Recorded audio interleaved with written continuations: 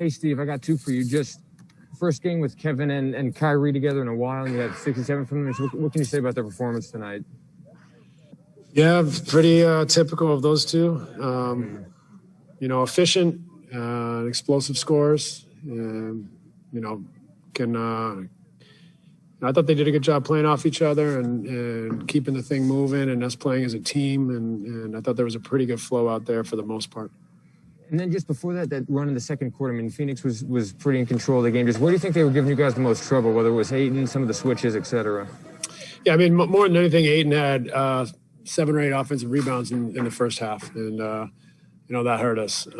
But you could probably pick a few reasons. We weren't maybe as sharp early in the game as we were later, but we kind of grew into it and figured out, I think some of the defensive patterns that we needed to get better at. And so we got better as the game progressed. But, there's probably a few factors as to why we fell behind early. Brian Lewis with the New York Post. Hey, Steve.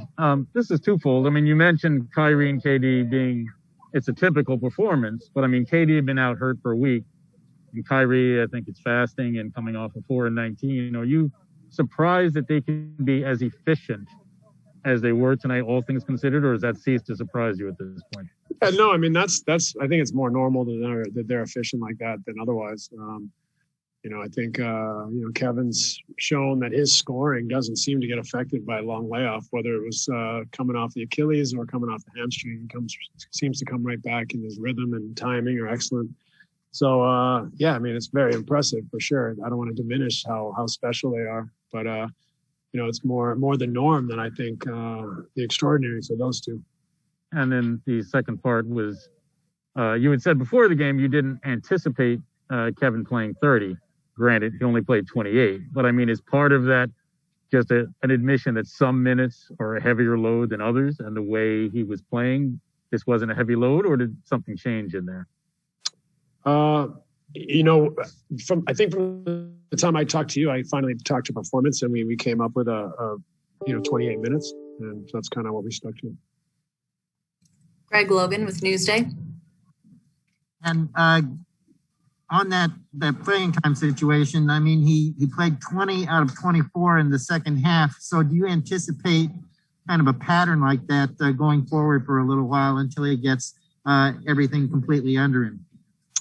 We'll see. I mean, I think we monitor it, and we'll see if we start him next game or not. But, that's the type of thing that we want to just continue to have the flexibility to decide game to game what's the best output for him and what's the best order of the output. And, tonight we just made sure, although he'd load up in the second half with minutes, he would have plenty of breaks. And, he'd have come out of the game with a break. He'd have the quarter break. He'd have timeouts. So he came out twice and had a quarter break in between. So we just tried to manage it that way. Christian Winfield with the New York Daily News. Hey, Coach, this is a really good Suns team, right? They're second in the West, and then on top of that, they come out East, and I believe they just beat Boston, just beat Philly, and just beat another Eastern Conference team. So for you guys to come out here without James, obviously, with all the roster fluctuations that have been, and to come out and beat these guys, what does that say to you about where your team is right now?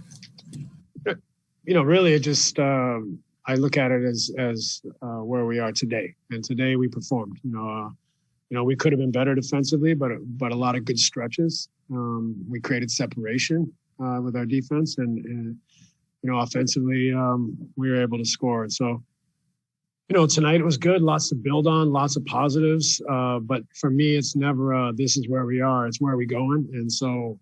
This is an indicator of what we can do well and where we can improve and continue to chip away and get better. So that I don't ever really look at it as far as, who we are, where we are. I look at it as where we're trying to get to and how can we build off of this, whether we win or lose, play well or bad, what was the lesson and what can we learn? Ryan Mahoney with AP. Hey, Steve, no other NBA coach has ever thought to bring Kevin Durant off the bench. This is is it hard to stick with the plan? I mean, like when you fall behind 10-9, you're like, all right, let's get Kevin Durant in there. Is it easy to kind of to stick to this because you are thinking big picture, obviously? Yeah, two things. I think you think big picture, and I'd rather fall behind and have Kevin in the back pocket than go up and say, okay, Kev, you're done in the third quarter. So I think that's kind of the give and take of it, and he's been on board with it. And so, props to Kevin for being willing to try something like this that I think gives us a chance to be as flexible as we can be under the circumstances. Hugh Hopkins with Sky Sports. Hi, Coach. Thanks for talking to us today. When you first took on this team, you obviously knew there was talent, but the team has been in constant flux throughout the season.